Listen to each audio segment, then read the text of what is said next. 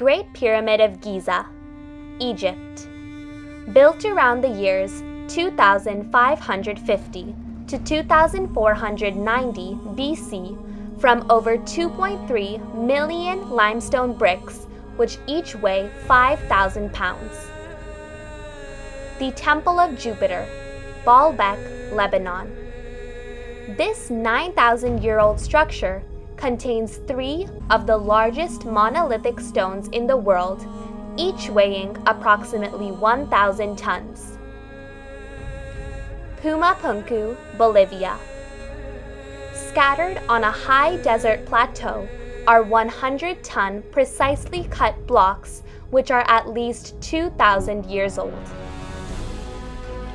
These structures, along with many others built using massive stones, are very hard to build even while using modern-day building technologies such as large cranes, so it's extremely hard to imagine how they were built so long ago without technology. The only logical explanation for how these massive stones were moved around thousands of years ago is extraterrestrial influence on human technological knowledge during that time. These structures provide humans with physical evidence that extraterrestrials visited Earth and assisted our ancestors in the distant past. In fact, ancient texts and mythology suggest that these structures were built by the gods and they levitated the stones into place by using sound. They also suggest that the gods helped them build these structures by teaching them the principles of using sound waves to levitate objects. So how did our ancestors from the distant past and extraterrestrial beings build these structures using massive stones without the use of technology? The answer is music. The University of Bristol, England, January 17, 2017. Researchers created a handheld device which can levitate small objects using only sound waves. This could be the same or similar technology used in the past on a much larger scale to create large structures using massive stones. Humans did not have this technology in the distant past, though, which is a strong indication that extraterrestrial beings helped to build these structures using sound waves to levitate the stones. In fact, another interesting part about this technology is that sound has a negative mass. A phonon is a unit of vibrational energy in physics. Phonons were previously thought to have no mass. However, they actually have negative mass. Negative mass means instead of falling due to gravity, sound waves move against gravity and rise. Amplifying sound waves and using them in the right technological way could lead to levitation of other objects because sound waves work against gravity. Music is also really important from a religious perspective. All religions use music, and this is seen in worship services. Every religion has some level of belief that music connects us with the gods and allows humans to communicate with the gods and the universe.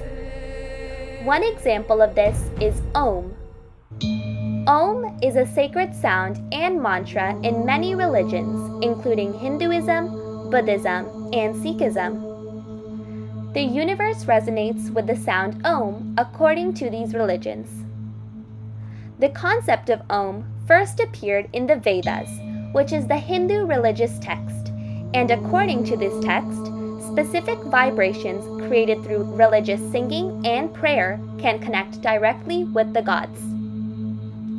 Visual representations in the form of mandalas are used to translate Om in a visual context for religious purposes. These mandalas were also created long ago with the Vedas. Research proves that this sound of Om has some scientific meaning. Vibrations can create geometric shapes. A Chladni plate is a thin metal plate with a transducer under it, and when sand particles were spread on this plate, and when certain tones were played, the sand particles bounced around and formed circular mathematical patterns. The higher the frequency of the sound, the more complex the mathematical and geometrical pattern. This also worked using the sound of Om, and the pattern of the sand particles when Om was played was very similar to mandalas.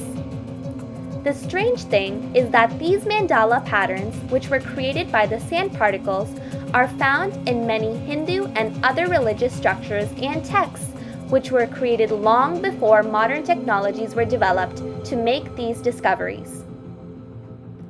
In Hindu ancient religion texts, Vimanas are flying vehicles that look similar to a fancy mini pyramid. Many ancient structures of Vimanas can be found in India, and these structures all have mandalas on the bottom or somewhere on the Vimana. Ancient texts suggest these mandalas are visual representations of music, and once we interpret the mandala and create the right type of musical sounds, these structures will activate and will become real Vimanas which fly again. This also suggests extraterrestrial visitation on Earth in the distant past, because human civilizations did not have such advanced technologies during the time when these Vimanas and ancient texts would have been created. Many religions believe that certain types of music can allow humans to actually interact with the gods. This could maybe even be extraterrestrial beings. Some religions also have people who possess musical talent which they use to communicate, interact, and negotiate with the gods on behalf of their religious group. They do this by singing, chanting, or playing certain instruments in a very specific way. This brings me to my next point about music affecting consciousness. Research proves that music can control your brain and consciousness. In the 1960s, neuroscientists discovered that rhythm and acoustics can produce a psychological change in the human brain through a process called entrainment. If a rhythmic sound is in the external environment, brainwaves will try to match that speed to try and conserve energy, and consciousness changes in the process. This is possible just by performing simple rhythms using a drum or other instruments. One example of brain entrainment is that when humans are awake, brainwaves are rapid and they are beta waves at the speed of about 35 Hz. When humans are asleep, brainwaves are slower at about 5 Hz. If someone is awake listening to a drum beating at 5 Hz, their brainwaves will eventually slow down from 35 Hz to 5 Hz to match the waves of the drum beating. This changes your consciousness from an awake state to a dreaming state, while still being awake and without going to sleep. Experiments conducted of brain entrainment have showed that when people are in this type of consciousness, they are able to see what is happening at a really far away geographical location, which is called remote viewing. In fact, in the 1970s, the US government used remote viewers to locate a Russian spy plane in Africa. Research shows that some remote viewing sessions have not only led humans to see what is happening on other geographic locations on Earth, but also other places in the universe. And many have experienced telepathic conversations with extraterrestrial beings. This proves that the music used in many religions to communicate and interact with their gods is definitely possible. Music is incredibly important in our universe.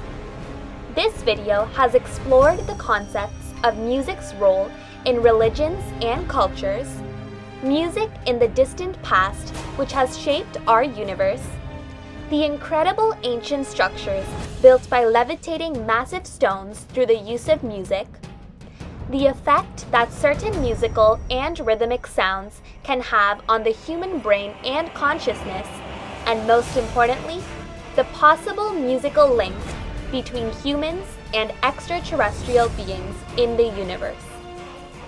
Thank you for watching Music in the Universe.